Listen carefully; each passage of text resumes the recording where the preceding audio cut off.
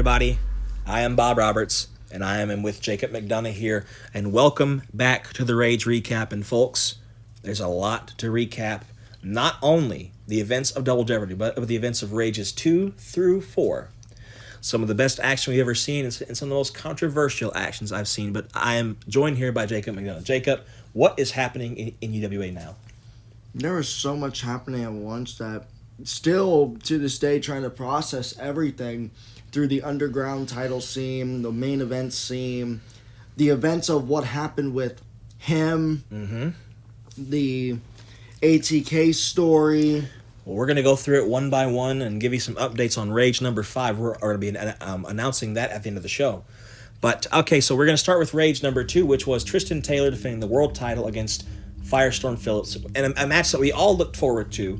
We thought it was going to be a great contest, and it was for what it was, but it resulted in Tristan Taylor getting himself disqualified with a low blow to Phillips. McDonough, that was a cowardly move. Absolutely was, and it took away from what an incredible contest it was. It also, in a way, screwed Phillips out of his world title shot. It did. And now, back of the line for Phillips. Yeah, I hate to say this, but a very faulty call from Commissioner Corey to not at least consider Phillips for the number one contendership at Double Jeopardy, which we will get to that. But from there, Phillips, of course, no stranger backstage to you and I. He's talked to us both about how he feels that he got robbed, and I think he did get robbed. He absolutely did. McDonough, he got robbed completely. But from there came another very anticipated match, the Underground Championship match on Rage number 3. Now, McDonough, that was one of the best matches in UWA's history. Bar none, it will go up there amongst the greatest matches. I mean, have you ever seen two individuals that wanted something more than Will Jackson and CJ going after the Underground Championship? That Underground title means so much to both of them. But who did it mean more to? We don't know because the time expired. 15-minute time limit draw, a very rare thing that happens in the Underground. We never see time limit draws. So this is a very unprecedented event. So management sort of reflected that. So Corey, I think, corrected his call. And then he made CJ and Will for Double Jeopardy, which we're going to get to once again. But that was a very back and forth match. But some have rightly claimed, I think, CJ had that match won.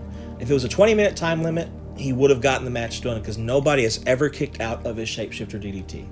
Will would have been done. That's absolutely right. CJ has beaten the very best with that shapeshifter. Yes. And Will would have just been another casualty on the list for that shapeshifter and could have made him the Underground champion. But the time and fate had other ideas. And that set about a series of events that we will cover momentarily. But then, Rage number 4. What can be said about the Underground Rules match? What can be said about the violence and the brutality, the evil that we saw in both of those men, of Ultio and Brett Anderson? I mean, the past is the past. What happened leading up to it was terrible. Ultio stalking Brett for months, going across the country to stalk him, to break into his home, to steal his valuable possessions.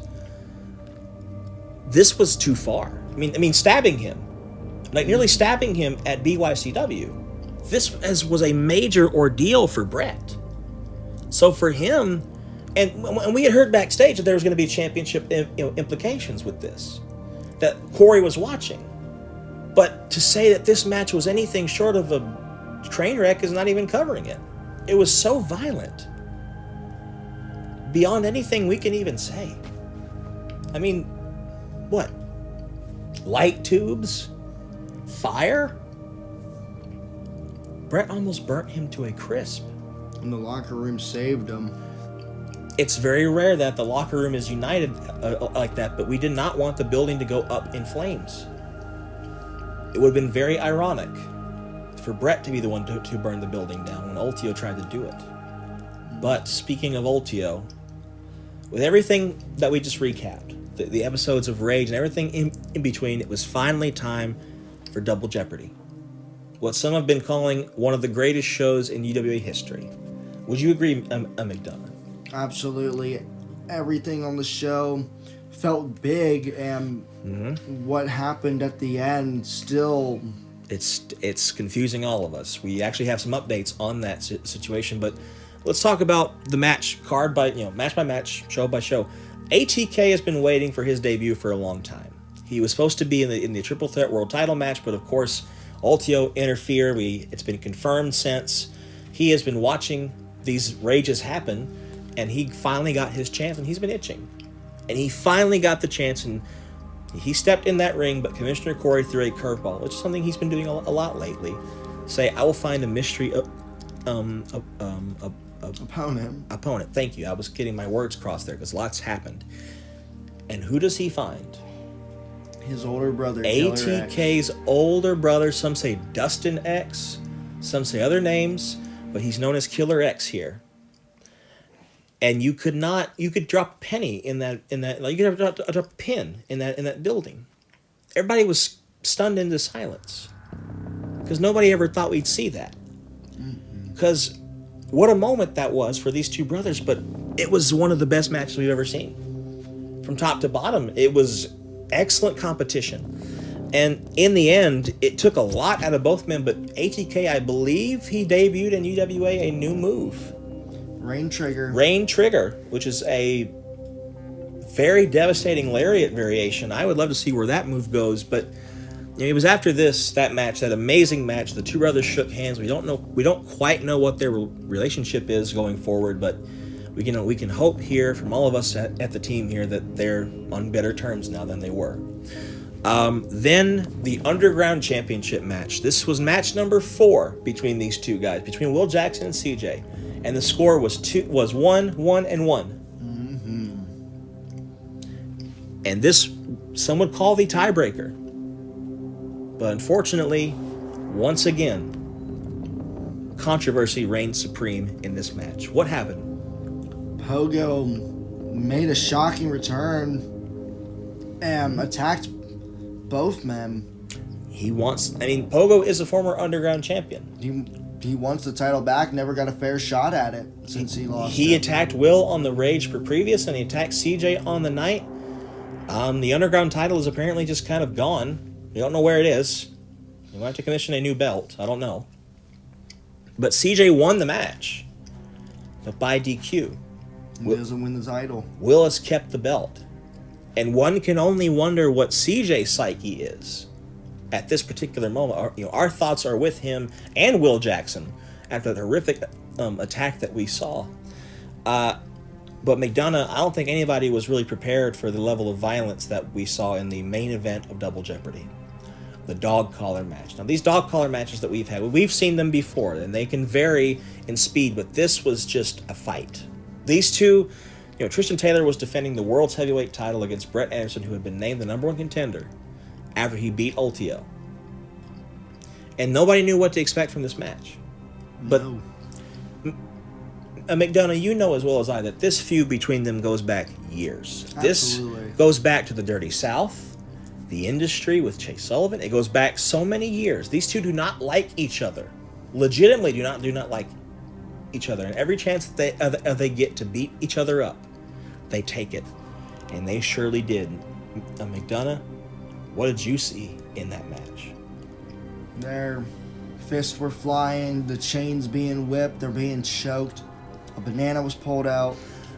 I don't know, I'm still not sure what that device was, but... Best way to put it, the device. But then, of course, we can now give you a clear update on what happened from that point of the match onward.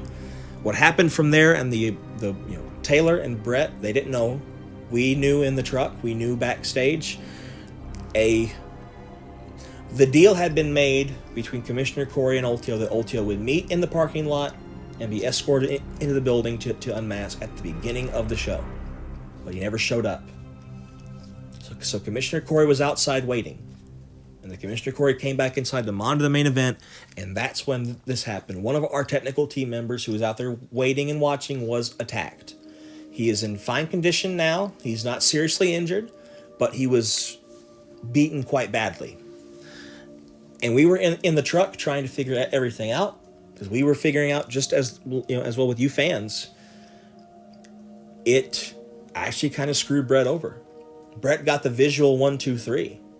So Brett should be the champion. Brett should be the champion. Absolutely, and I made that call, but there was no referee. Because the referee ran out of the building to check on our technical team member. And then it just got worse. Something we didn't mention at the beginning of the Double Jeopardy segment here is that Firestorm Phillips was watching the door all night with a baseball bat in hand. Now, we didn't see what happened to him. Our cameras weren't on. But the camera guy that was on a location said that Ultio rushed through the door, just beat him down with some kind of chain. But our camera was off. And then the match carried on, and it was a dead heat. They didn't know what was going on. So as they kept fighting, and Brett gave it his all, but it was a shot to the head with the Rain City knee that Tristan Taylor does. That sealed the match for him. Taylor then put him in the corner, kneed him in the small of the back, and as Brett leaned back in pain, he locked in the Dragon Sleeper. And from there, Brett Anderson passed out. His hopes and dreams of being world champion faded to black. Taylor found out a way to get the title again, and we thought that was it. No, it was not it. McDonough, can you even put into words what happened next? A nightmare that became reality. Ultio appeared in the ring and started to attack Brett. Hit a very familiar move. A clothesline to the back of the head. Not even a clothesline. A lariat to the back of the head. And anybody that's watched UWA in the past years, they know what that move was. That's when it set in for me. I didn't want to believe it. But then the headshot was hit. The mask came off. And who was under that mask, McDonough? I mean, he was Jake Howell, but Jake Howell. I don't know who he is anymore. Now, we've been told to give you fans a bit of a briefer as to who this Jake Howell is. He was the former founder of the first incarnation of the show that lasted from 21 to 24. He disappeared with controversy. He was not seen for 2 years. And in that time, we all sort of thought that he was just gone. But it appears as though, and all evidence has been confirmed, that he was Ultio. The multi-month-long mission to take everybody out, including ATK and Brett Anderson, and who knows who else that he has as targets. We don't know. But we can officially confirm here it was Jake Howell. We don't know why. We don't know why he'd do this. Like, if there's anybody that was going to defend the company and want to be there for the beginning, who's it going to be? Jake Howell. Him. But he is beyond turned his back. For what reason? Well, we have a little more information. Now, Commissioner Corey set out to speak to him, which I don't quite like. And an agreement was reached, actually, which brings us to Rage number 5. We can finally announce to you what Rage number 5 is going to be. There will be a singles match. ATK makes his in-ring Rage debut against Pogo. That's going to be very special. A first-time ever matchup for Rage. But that's not the part. That's the good news. Commissioner Corey and FFP, Free Fight Promotions, met over the course of the last few days on Zoom calls and in physical meetings to discuss the Howell situation. It was reached a one-time appeal that Corey had in his contract. He is going to bring Howell to the UWA roster. What? He will be offering him a contract on the Rage, and from what I'm being told, from my sources, Howell will be speaking for the first time on camera in 2 years. We don't know what he's going to say. There's no script. Like, we usually have a format for the show. I don't know what he's going to say, McDonough. I don't know either. Hopefully it's answers, because I feel like we all deserve answers after what he did. I don't know how smart it is from Commissioner Corey's standpoint to put ATK and Howell in the same building on the same night. I don't know, especially after the months and months of animosity. That's someone we've not really discussed that. No. ATK is one of the victims of this Ultio craze that happened. Putting them in the same building is not a good idea. No, it's not a good idea. No. Well, folks, we have nearly reached our time limit. We do want to thank all of you for making Double Jeopardy such a great show.